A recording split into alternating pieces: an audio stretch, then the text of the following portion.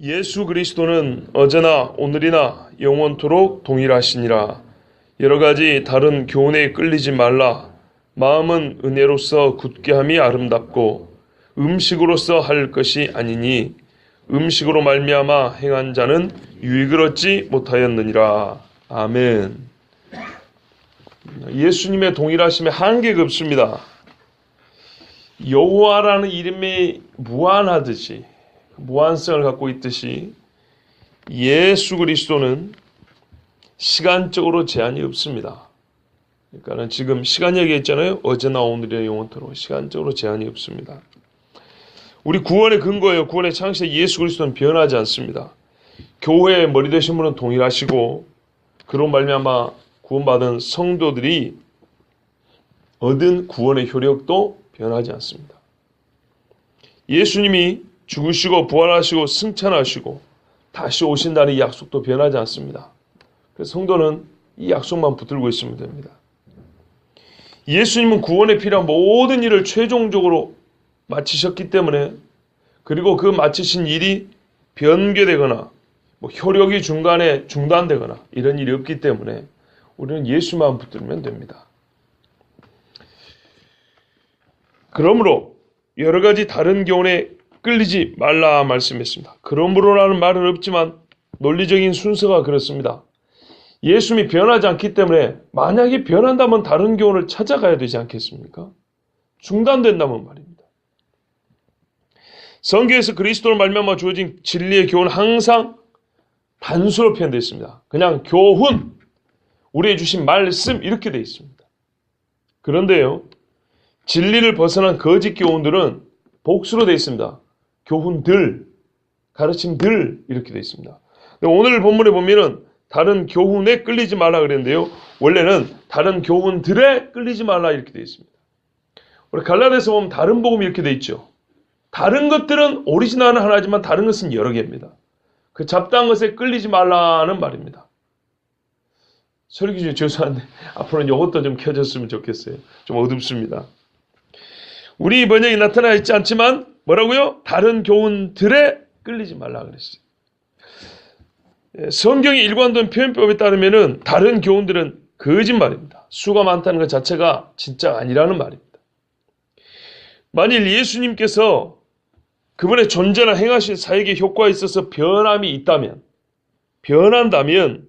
우리는 그분이 하신 일에 대해 확신할 수도 없고 늘 불안하고 다른 교훈이 맞는가 맞지 않는가 또 찾아봐야 되고 점검해 봐야 될 것입니다.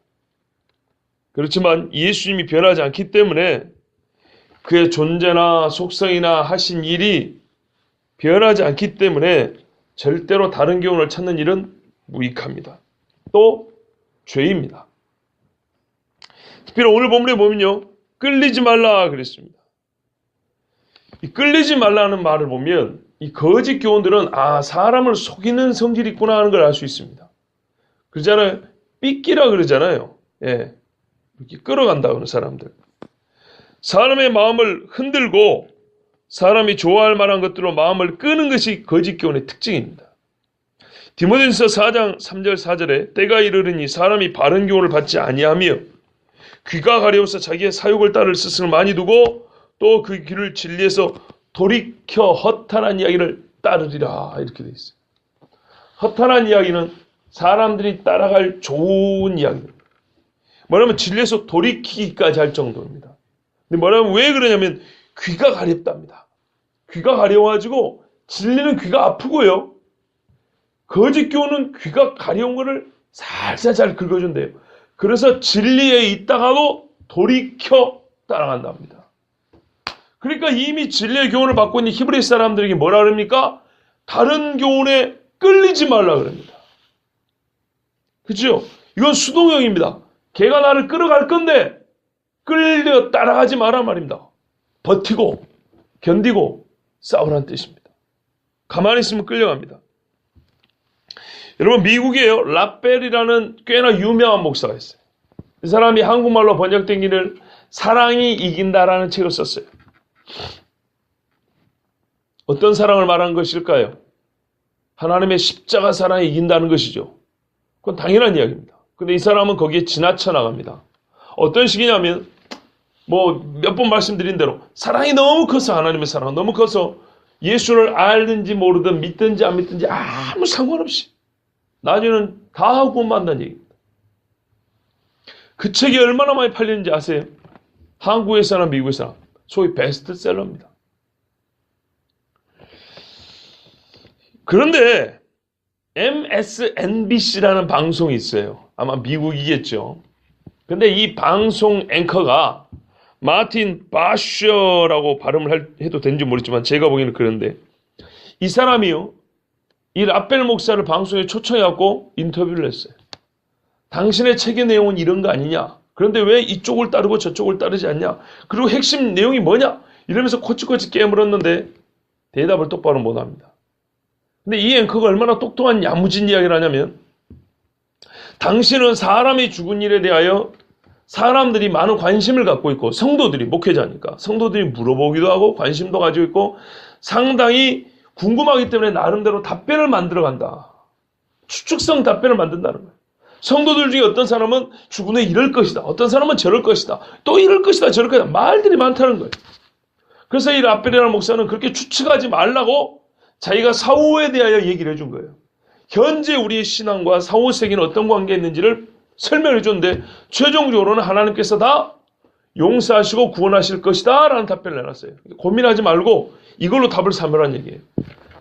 그런데 이 앵커가 이렇게 말했어요. 당신은 성도들이 사후 세계에 대하여 추측하지 말라고 추측을 방지할 목적으로 책을 썼다지만 당신의 말이야말로 추측이지 않냐.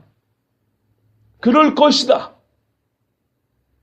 저는 거기다 말을 더 보태고 싶습니다. 성경을 봤다면 그럴 것이다가 아니고 그렇다라고 확신 있게 말할 수 있는데 성도들도 성경을 안 보고 지가 원하는 대로 말하니까 이럴까 저럴까 말하는 거고 목사인 당신도 성경대로 양심적으로 보지 않으니까 그럴 것이다라고 추측하면서 성도들의 마음을 일단 편하게 해주려고 한 거 아니냐. 당신은 성경을 따른 것이 아니고 사람들이 좋아하고 듣고 싶어하는 말을 신학화 설교로 해가지고 사람들이 들려준 것일 뿐 아니냐고 이 방송국 앵커가 말했다니까요. 여러분 세상에는요 기독교인들보다 용감한 사람들이 많아요. 마침 예수님의 말씀이 생각납니다. 이 세대에 있어서는 어둠의 자식들이 빛의 자녀들보다 더 지혜롭다. 이런 문제 같은 경우는 말이죠. 빛의 자녀들이 오히려 맞는 말을 해야 되는데 더 지혜로워야 되는데 그 앵커가 믿는 사람인지 아닌지는 모르겠어요. 그러나 때로 방송국에서 나오는 그런 예들 들어보면 때로 말이죠. 불신자들이 더 지혜로운 말을 할 때가 있어요. 신자들의 어리석음을 꼬집을 때가 있어요. 목회자들의 거짓말을 드러낼 때가 있어요. 상당히 교묘하게 포장되어 있는 것을 다 까발리는 그런 일을 지혜로운 그리스도인이 하기보다는 지혜로운 세상 사람들이 하는 경우가 있어요. 여러분 그런데 이런 사랑이 이긴다라는 책은 팔리는 이유가 뭐라고요? 끌리기 때문이에요. 끌어요. 사람들의 마음이 그냥 막 파리떼처럼 꼬이는 겁니다. 그래서 말씀합니다. 다른 교훈에 끌리지 말라 말씀합니다. 사람의 감정 맞춤형이라면 기껏해야 감정만 만족시킬 수 있다는 뜻입니다. 다른 교훈이 사람의 감정에 맞춰주기 위해서 만드는 교훈이라면 잘 들어보세요. 그 교훈의 힘을 어디에만 미친다고요? 감정에만 미친다는 거예요. 우리의 영혼에는 이만큼도 힘을 못 미친다는 겁니다. 유익한 쪽으로 말이죠. 악한 쪽으로는 미칠 수 있어요, 영향을. 그러나 유익한 쪽으로는 이만큼도 힘을 못 미칩니다. 감정 맞춤형의 신학이나 감정 맞춤형의 설교는 절대로 우리 영혼을 이만큼도 유익하게 못합니다. 영혼과는 무관합니다. 우리의 영혼을 위하여 절대 다른 교훈을 따르지 말고 그리스도의 복음 안에 머물러야 합니다. 베드로 사도가 이렇게 말합니다. 너희 믿음의 확실함은 불로 연단하여도 없어질 금보다 더 귀하여 예수 그리스도께서 나타나실 때 칭찬과 영광과 존귀를 얻게 할 것이니라. 예수를 너희가 보지 못하였으나 사랑하는도다. 이제도 보지 못하나 믿고 말할 수 없는 영광스러운 즐거움으로 기뻐하니 믿음의 결국 곧 영혼의 구원을 받음이라. 세상의 다른 교훈은 영혼의 구원을 주지 못합니다. 망하고 하나님과 원수된 상태에 그대로 머물게 하려고 하는 것이 세상의 교훈들입니다. 마음은 은혜로서 굳게 함이 아름답고 음식으로 살 것이 아니니 음식으로 말미암아 행한 자는 유익을 얻지 못하였느니라. 여러분 다른 교훈을 받지 말고 우리는 이미 얻은 하나님의 은혜의 복음이 우리 마음을 주관해야 하고 가득해야 합니다. 마음을 굳게 하라. 단단하고 완악하게 하라는 말이 아니고요. 견고하고 흔들리지 말라는 의미에서 굳게 하라는 뜻입니다. 가볍고 허망한 교훈이 끌리지 않게 해서 마음이 굳게 돼야 합니다. 그렇지 않습니까? 예, 그러면 이제 무엇으로 마음을 굳게 할 것이냐는 거예요. 무엇으로 우리의 받은 이 진리의 벽을 튼튼하게 쌓을 것이냐는 거예요. 여러 가지 있겠지만 우리는 다른 교훈을 받지 말라 그랬고요. 그 다른 교훈을 받지 말라에 지금 히브리서는 유독 옛 유대교의 제사법으로 돌아가자는 미혹자들을 앞에 두고 있기 때문에 여기서 다른 교훈은 어디에 초점을 맞추겠습니까? 옛 율법 체계 안으로 돌아가자는 사람들의 다른 교훈에 지금 초점을 맞춰서 비판하겠죠. 그러지 않겠습니까? 그래서 음식 이야기가 나온 거예요. 갑자기 무슨 음식이냐, 이거 앞뒤가 안 맞게. 그런데 앞뒤가 매우 맞는 거예요. 왜냐하면요, 우리에게는 더 이상 성전에서 나오는 음식물이 주어지지 않거든요. 옛날에 제사장들이요, 먹을 수 있는 음식이 있었어요. 그렇지 않습니까? 제사장이 예수를 믿어버리면 빌어먹어야 됩니다.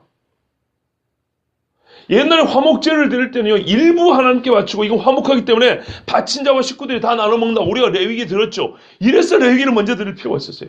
같이 먹는 겁니다. 잔치하는 거예요. 그런데 그것이 주어지지 않습니다.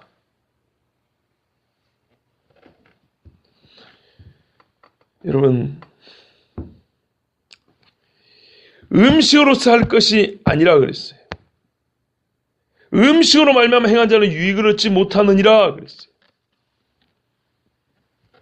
다른 많은 세상의 가르침을 말해도 이해가 될 텐데 유독 음식으로 한 것은 왜라고요? 옛 언약 체계에 비하여서 새 언약 체계의 우월함을 말하기 위함이라고 했어요. 하나의 의식으로서 먹는 것, 재물의 섭취를 말하는 것입니다. 좀 넓게 말하면 제사 제도를 말합니다. 그것은 이제 무익합니다. 그러나 여러분, 걱정할 필요 없습니다.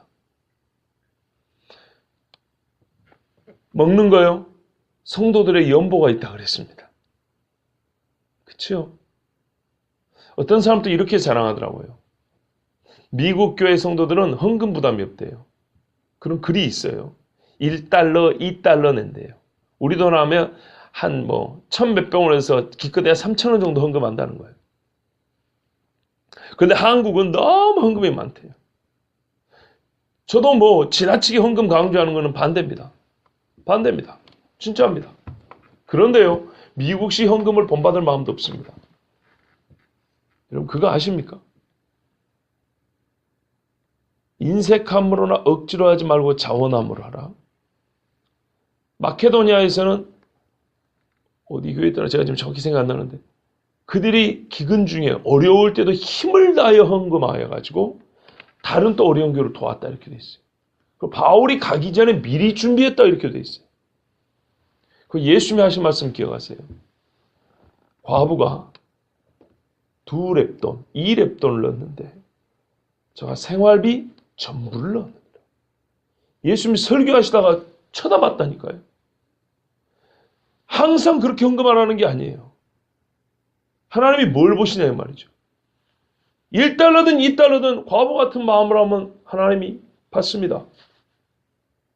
그렇죠. 부자가 1억, 2억씩 해도 교만하고 드러내는 마음으로 하면 안 받습니다. 미국 사람들은 자기들이 어떤 교회의 전통적인 제도를 벗어남에 있어서 현 시대에 맞춰서 사람들이 어떻게 부담 없는 신앙생활, 그게 옳은 것이냐 자랑하지만 여러분, 그렇지 않습니다. 성경대로 해야죠. 여러분, 제가 미리 말씀 하나 드립니다. 오늘 낮에 제가 작년에 설교했던 그 동서의 문제 있지 않습니까? 오늘 낮에 다시 한번 설교할 겁니다. 반복하는 게 아니고 완전히 새로운 설교입니다. 작년 게 잘못돼서 새롭게 했다는 게 아니고 작년 거 두 번 설교 그대로 놓고 어떤 의미에서는 제 3번째 설교입니다. 그런데 양이 너무 많아요. 제가 오늘 올라오기 직전까지 4시 35분까지 마쳤어요. 진짜 밤을 꼴딱 샜어요. 이 A4 용지로 10장입니다. 딱 10장입니다. 이걸 읽기만 해도, 줄줄이 읽기만 해도 50분입니다. 그런데 이걸 나눌 수는 없어요. 다 해야 되겠습니다. 여러분, 시간 안에, 그리고 이 문제가 상당히 예민하기 때문에 특히 젊은 사람들이. 여러분 영적으로 말이죠. 부딪힐 자는 부딪히고 받을 자는 받되 제발 하나님 우리의 마음을 좀 여시고 귀를 열어주셔가지고 했던 이야기 또 온다 이런 거 말고 또 왜 세상에 많은 이야기를 갖다 내 그거는 말씀을 증거하기 위해서 증거를 갖다 대는 거예요. 특히 젊은 사람들 중에 저번에 우리가 여기 서명할 때요. 우리 교회 서명 몇 명 한지 아세요? 잘은 모르지만 안 한 분들이 몇 분 있어요. 저는 그분들이 동성애 옹호론자라고 생각하는 건 아닙니다. 깜빡 잊을 수도 있고요. 뭐 다음 주 한번 더 할 수도 있고 뭐 그래서 안 할 수도 있는 겁니다. 대부분은 깜빡 잊을 가능성이 크다고 봅니다. 그런데 혹이라도 그 중에 나는 동성애 찬성이야 그런 분이 있다면 정말 오늘 설교가 그들의 마음을 돌이키는데 정말 하나님의 큰 도구로 쓰여지기를 원합니다. 여러분 제발 꼭 기도해 주십시오. 저 상당히 작년에 2번 할 때보다 오히려 더 지금 긴장돼요. 저는 같이 기도로 도와주시길 바라고요. 여러분 옛날에 음식이 없어도 이제는 성도의 연보가 있고 옛날에 할례가 없어도 지금은 뭐가 있어요? 성령의 인치심과 세례가 있어요. 성전에서 나오는 떡이 없어서 걱정할 필요 없습니다. 예수님의 성만찬이 있습니다. 성도들이 각기 교회 갖고 와서 서로 나눠 먹었다 그랬어요. 대제사장의 축복기도는 없어도 이제는 성삼일체 하나님의 이름으로 축복하는 하나님의 종들은 훨씬 더 많습니다. 전혀 걱정할 필요 없습니다. 음식으로 말미암아 행한 자는 유익을 얻지 못하였느니라. 과거에도 실제도 유익을 못 얻었기 때문에 더 이상 우리는 그와 같은 뭐예요? 다른 교훈을 따를 필요가 없습니다. 그럼 어떻게 해야 되죠? 마음을 은혜로서 굳게 함이 아름답고, 예? 마음을 은혜로서 굳게 하는 것입니다. 그게 아름답습니다. 그게 유익합니다. 은혜로서, 예. 여러분, 성경의 은혜는요, 상당히 여러 가지 의미로 쓰입니다. 가장 기본적으로는 하나님께서 우리를 구원하시는 십자가, 예수님의 십자가 죽음, 그 다음에 우리를 믿음으로 의롭다 하시는 그 칭의, 그쵸? 또 믿음을 계속 행사할 수 있도록 막 부으시는 성령의 도우심, 기도할 바를 알게 하심, 여러 은사들, 또 천국에 대한 소망을 갖게 하는 것들, 성도들 간의 교제, 그죠? 이 모든 것들이 복음의 포괄적인 이 능력, 복음의 포괄적인 활동, 우리는 이거를 종합적으로 은혜라고 부릅니다.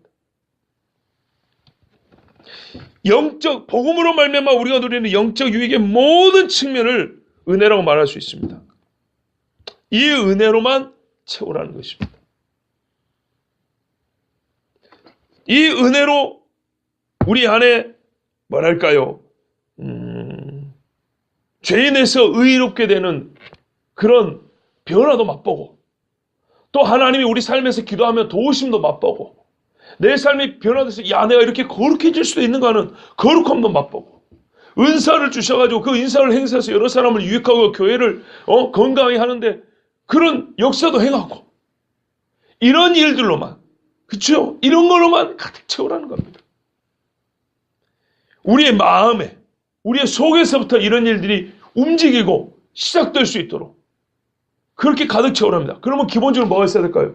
하나님의 말씀을 들어야겠죠. 기도해야겠죠. 예배해야겠죠. 성도들 간의 권면과 교제가 있어야겠지 않겠습니까? 이제 이런 방법들은 우리가 다 뭐 어렵지 않게 또 할 수 있습니다. 그런 원칙을 얘기합니다. 뭘로 해라고요? 다른 교훈에 끌리지 않기 위해서. 그렇죠? 끌리면 결국 어떻게 돼요? 음식법으로 돌아간다고요. 끌면 세상의 문화에 끌려간다고요. 마귀의 자식으로 한다고요. 대놓고 마귀 짓을 하든 교묘하게 마귀 짓을 하는 간에 결국에는 그리 가 있다 이 말입니다. 그러니까 우리가 처음부터 받은 은혜, 지금도 누리고 있는 그 은혜로만 마음을 가득 채우라는 말입니다. 이것으로만 뭐 할까요? 진리의 장벽을 세우라는 겁니다. 그런데 여러분, 이 은혜는요, 이미 받은 거예요. 그렇지 않습니까? 우리가 은혜라고 할 때는 말이 부드럽기 때문에 그렇게만 생각하시는데 사실 은혜는 매우 강력합니다. 한번 사로잡은 영혼들은 놓지 않으려고 하는 힘이 있는 게 은혜예요. 그렇지 않습니까? 실제 생각을 해보세요. 그리고 다른 악한 영이 침투하지 못하게 막아주는 것도 은혜입니다. 제가 아까 말씀드린 여기 은혜는 아주 좁은 의미에서 은혜가 아니고 성경에 기록된 복음이 가지고 있는 다양한 국면의 전체적인 의미로서 은혜라고 그랬어요. 말하자면 히브리서 1장부터 12장까지 읽으면서 우리가 발견할 수 있는 모든 은혜를 종합적으로 말한다고 생각하시면 돼요. 여기 음식이라는 것도 지금까지 12장까지 읽었던 구약의 율법 제도 안에 있었던 언약의 체계를 대표적으로 말하는 것이라 한다면, 디모데후서 1장 13절 14절에 이렇게 말합니다. 너는 그리스도 예수 안에 있는 믿음과 사랑으로서 내게 들은 바 바른 말을 본받아 지키고 우리 안에 거하시는 성령으로 말미암아 내게 부탁한 아름다운 것을 지키라. 바른 말이 뭐냐? 진리의 교훈을 본받아 지키라. 그리스도 예수 안에 있는 믿음과 사랑으로서, 그렇죠? 그리스도 예수 안에 있는 믿음과 사랑으로서 우리에게 들려진 말씀이 있어요. 이게 바른 말이에요. 이걸 어떻게 하고요? 지키라. 본받아 지키라. 마음에 두고 변하지 않게 하고 이걸 꼭 붙들고 거기서만 행동을 시작하라는 거예요. 우리 안에 거하시는 성령으로 말미암아 내게 부탁한 아름다운 걸 지키라. 이 말씀은요, 우리에게 들어올 때 성령으로 말미암아 들어왔어요. 이걸 어떻게 하라고요? 아름다운 것이니까 지키래요. 바른 말을 본받아 지키고 아름다운 것을 지키래요. 가장 아름다운 게 뭐예요? 바른 말. 이 바른 말은요, 성령께서 그리스도 안에 있는 믿음과 사랑의 그 진리를 우리에게 들려주신 것, 그것을 지키래요. 그것이 바로 아름다운 걸 지킨 거래요. 오늘 말씀과 유사합니다. 마음은 은혜로서 굳게함이 아름답고, 굳게하라, 지키라. 그죠? 은혜는 예수 그리스도의 사랑과 진리죠. 믿음과 사랑이죠. 그죠? 이것을 가지고 우리의 마음을 굳게 지키는 것이 아름답다 합니다. 디모데에서 말씀하신 거하고 같은 말씀입니다. 여러분, 우리는 지금 거의 히브리서 12장 맞추고 13장 3분의 1 지점을 지났습니다. 지금 벌써 몇 달째 듣고 있지 않습니까? 때로는 같은 말을 2번도 듣고 3번도 듣고, 같은 구절을 2번도 설교하고, 뭐 어쩔 때는 3번도 설교하고. 이제 여러분, 참 뭐랄까, 우리 좀 편하게 표현하면 히브리서에 대해서는 누가 와서 말해도 흔들리지 않겠지요.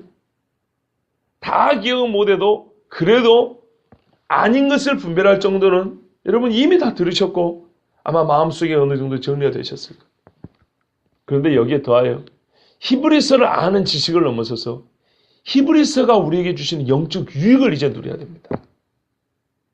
더 이상 이 음식으로 대표되는 옛 책이라든지 떡으로 대표되는 세상의 것에서 유익을 얻으려고 하는 마음은 이쯤 되면 이제는 많이 없어져야 됩니다. 우리의 마음에 품어있던 세상의 많은 유익과 다른 교훈들이 이쯤 되면 많이 제거되어 있어야 됩니다. 누가 이러던데 뭐 카더라 이 얘기라든지 이러면 어쩐다더라 이 얘기라든지 이런 거는 많이 제거되고 히브리서 볼 때 우리가 구약과 신약을 거의 이렇게 통틀어서 본 것과 같기 때문에 이제는 하나님의 기준이 이런 거구나. 하나님의 기뻐하시 이런 거구나. 하나님의 섭리와 뜻은 이런 때에 이런 식으로 주어지는 것이었구나. 그렇죠? 모세율법 시내산과 시온산의 예수님 이야기를 보면 우리 인생에 있어서도 옛날에는 나에게 하나님이 이렇게 말씀하셨구나. 지금은 이런 식으로 말씀하시는구나. 하나님이 나를 이렇게 다루시는구나. 인도하시는구나. 이런 것을 볼 수 있는 눈도 이제는 길러져야 된다는 얘기입니다. 이게 성숙한 신앙이죠. 말씀을 보면 우리가 성숙해진다는 것은 말씀 자체에 대한 지식이 늘어나는 걸 넘어서서 그 늘어난 지식만큼 세상과 인간을 보나 또는 하나님에 대한 이해가 이 범위가 광범위해지고요. 단층이 아니라 수십 층 이렇게 늘어난다는 겁니다. 아주 포괄적으로 제가 그래서 말씀드려요. 높은 산에 올라서 보는 것처럼 이런 눈이 생긴다는 겁니다. 그리고 그런 눈을 가지고 실제로 살아갈 능력이 말씀을 쌓으면 쌓을수록 성령은 말씀이 쌓여질 때 그 말씀을 재료를 삼아서 능력을 행하시기 때문에 여러분 성령은요 말씀이 없는 데 역사하지 않아요. 여러분 도로를 깔 때 아스팔트가 있어야 되죠. 아스팔트를 쫙 놓고 그 다음에 쫙쫙 미면 도로가 나오는 것처럼 그런 것처럼 하나님께서는 하나님의 영 성령은 말씀이 놓여진 곳에 역사를 하지 말씀이 없는 맨바다에서 역사하는 분이 아니에요. 그렇기 때문에 말씀을 아는 것은 우리의 영적 힘이 되는 것입니다. 그러므로 이제 히브리서를 13장 이제 얼마 안 남았습니다. 뭐 물론 얼마 안 남았다 해도 뭐 우리의 이제 시간표로 볼 때면 한 3주 정도 더 가야 될 것 같긴 하지만 이쯤 되면 정말 오늘 말씀처럼요.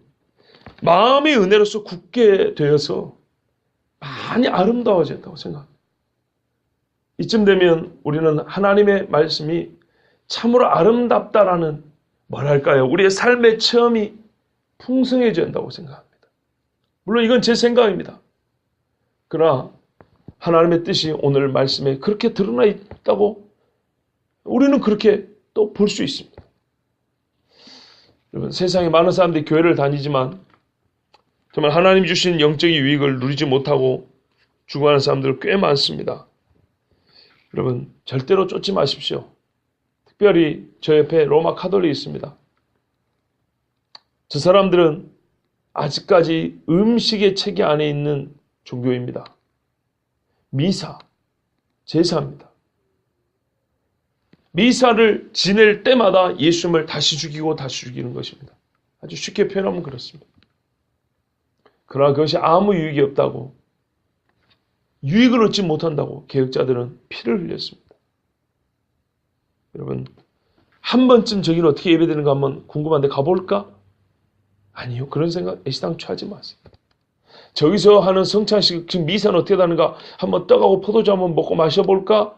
절대 그런 거 궁금해하지도 마시고 원하지도 마십시오. 그런 것은 오늘 본문이 말하는 음식의 종교에 불과합니다. 교회의 머리시오 우리 신랑 되신 예수 그리스도만 마음에 두고 성경에 기록된 모든 말씀을 믿으며 순종하십시오. 이것이 진정으로 우리 영혼에 유익한 유일한 말씀이고 생명의 길입니다. 이 세대에 참 많은 교훈들이 있습니다. 정말 오늘 오전에도 동성애 설교를 해야 되는데 마음도 너무 아픕니다. 제가 이 설교를 하게 된 계기는 오늘 오전에 말씀드리겠지만 감리교 목회자와 신학생들이 우리는 동성애에 찬성한다고 성명서를 냈기 때문입니다. 다는 아니지만 소위 우리나라의 3대 교단 중에 하나입니다. 감리교는. 그런데 그 중에 일부 목회자, 신학생, 성도, 이 목회자는 목사, 전도사 다 들어갑니다. 자기 실명을 걸고 성명서를 냈어요. 여러분, 우리가 이런 세상에 살고 있습니다. 가만히 있어야 되겠습니까? 왜 마음은 은혜로서 굳게 하지 못하고 있을까요? 이미 그들의 마음은 다른 교회에 많이 끌려간 것입니다. 그래서 우리 교회는 절대 그런 일이 없어야 되기 때문에 사랑하는 하나님의 백성들을 정말 주의 우리 안에 예수 그리스도의 이 목장 안에 그 안에서 생명을 얻고 그 밖으로 나가지 않게 하기 위해서 오늘 다시 말씀을 전해야 한다는 정말 강한 감동을 받고 그럼 뭔가요? 참 그 목회자의 양심의 울림에 제가 오늘 다시 한번 말씀을 전하게 됩니다. 여러분 꼭 이 시간에 기도해 주시고 우리 교회가 다른 교훈에 끌리지 않고 은혜로서 마음을 굳게 하는 정말 정결한 그리스도의 신부로서 깨어서 준비하는 교회 되기를 함께 기도해 주시기 바랍니다. 기도하겠습니다.